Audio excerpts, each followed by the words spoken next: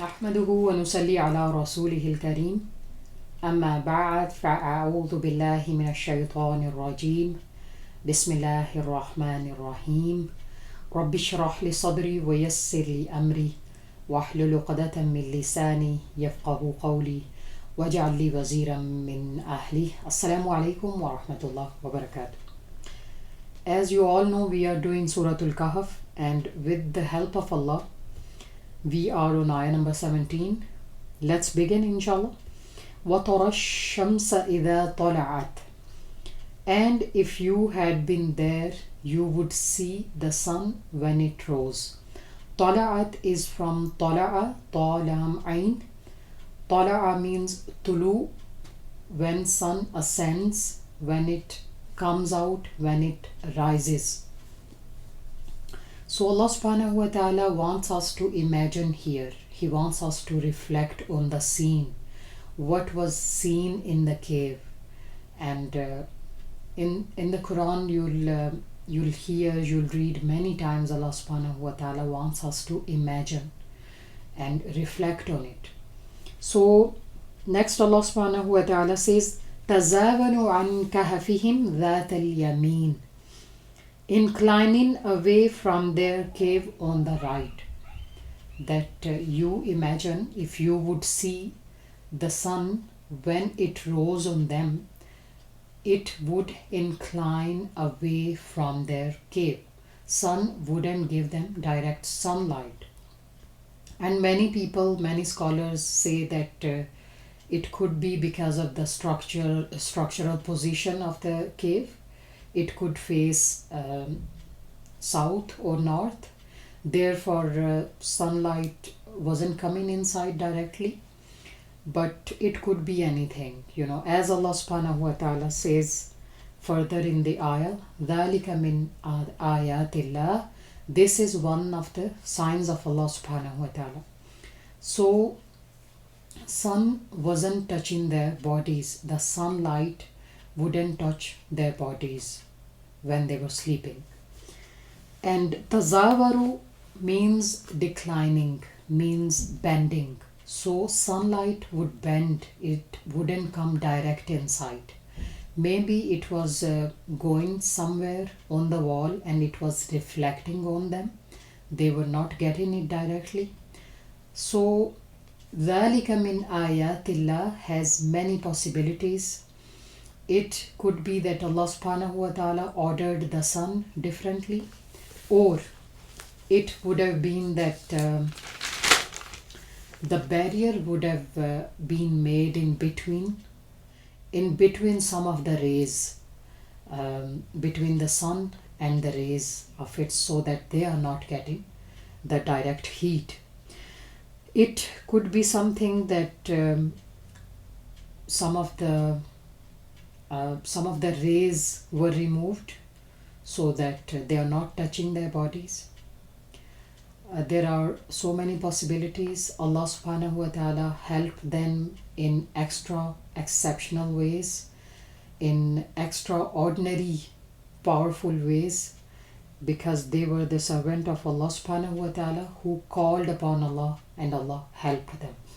Furthermore, in the ayah Allah says وَإِذَا غَرَبَتْ تَقْرِضُهُمْ ذَاتَ الشِّمَالِ.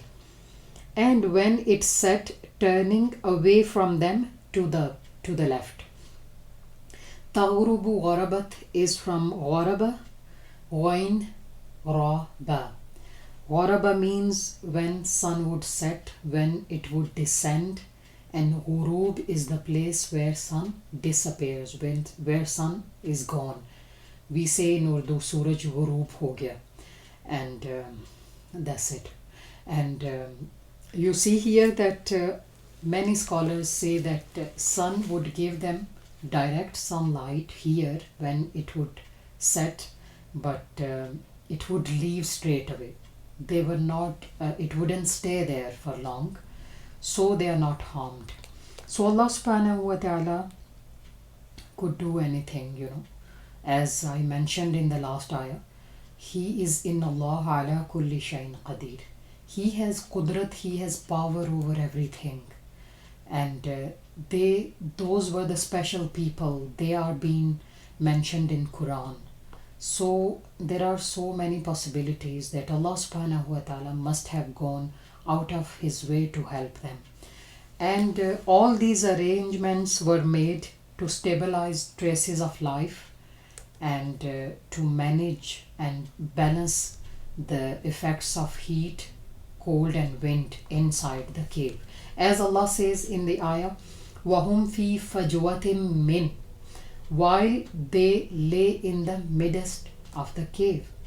So sun was not touching them, sun's rays were bending and getting to them, but they were laying in the middle of the cave. The position was like they were laying in the middle of the cave. So there was high possibility that they could get direct sunlight. They were right in the middle, but Allah subhanahu wa ta'ala protected their bodies and managed the effects of cold, heat, and wind. Furthermore, Allah says, ذَلِكَ مِنْ آيَاتِ اللَّهِ, this is from the signs of Allah subhanahu wa ta'ala. So this was one of the signs of Allah subhanahu wa ta'ala. As further ahead we will see the story that this wasn't the only sign. There are many more signs in this ayah. How Allah subhanahu wa ta'ala helped them in 309 years while they were asleep. It's an extraordinary, power of Allah subhanahu wa ta'ala. We will read further in the story, inshallah. There are many more signs. And Allah says, مَن يَهْدِ اللَّهُ فَهُوَ الْمُهْتَدِي, he whom Allah guides, he is rightly guided. The guidance is always from Allah subhanahu wa ta'ala. Those young men were guided because Allah subhanahu wa ta'ala guided them. We have gone through that ayah where it says that Allah subhanahu wa ta'ala made their hearts firm so that they stay upon the guidance.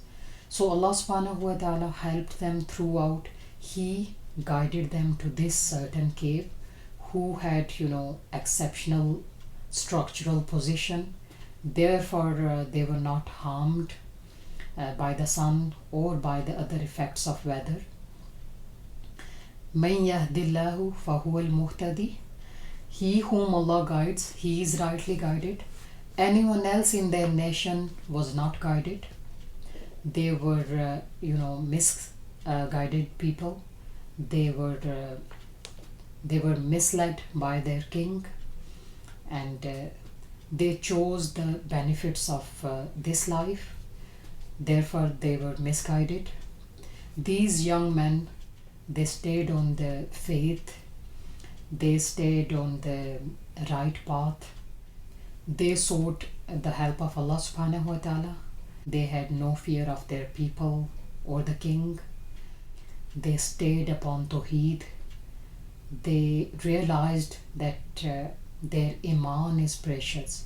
They realized that Iman is something that is more powerful than the king, than anything in the world. So they didn't give any priority to their people, to their rituals. They chose to protect their Iman.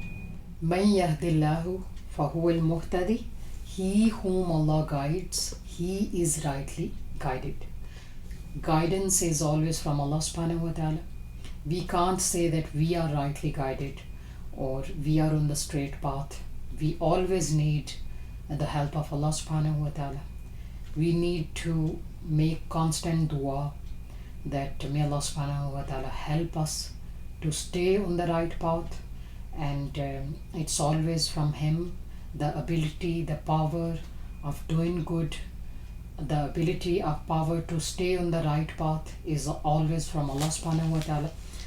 وَمَن يُضْلِلْ فَلَن تَجِدَ لَهُ وَلِيًّا مُرْشِدًا, but he whom He sends astray, for him you will find no guardian to lead him. So Allah subhanahu wa ta'ala, when He misguides someone, you will find no wali, no murshid, no guardian for him, as the guidance is always from Allah subhanahu wa ta'ala. And the person who thinks that he is rightly guided, he may not be guided. And if Allah subhanahu wa ta'ala misguides someone, he can't get guidance from anyone else. So these young men, they were rightly guided. They came to this cave, and Allah subhanahu wa ta'ala had a solution for them. And the people of their nation were misguided. They must have thought about these young men that, oh, poor boys, where they have gone. Here we are enjoying the lives and we are so happy, we are getting the benefits of life. And their king must have given them some benefit because they were obeying their king. But that was only when they were alive. When they died, then they must have gone to Jahannam because they were misguided. And also we don't know who they were, who those people were, where they gone. We don't know anything. We only know about these 7 sleepers, about these 7 people who sought the help of Allah subhanahu wa ta'ala, who protected their iman. We only know about them. So that is the guidance that you are reading about them in this Quran. You are getting to know about them. That is the guidance that you are reading about them. And you are having that desire that may our iman be like them as well. Ameen. May Allah subhanahu wa ta'ala guide us and give us husnul khatimah. Ameen thumma ameen. سبحانك اللهم وبحمدك أشهد أن لا إله إلا أنت أستغفرك وأتوب إليك. السلام عليكم ورحمة الله وبركاته.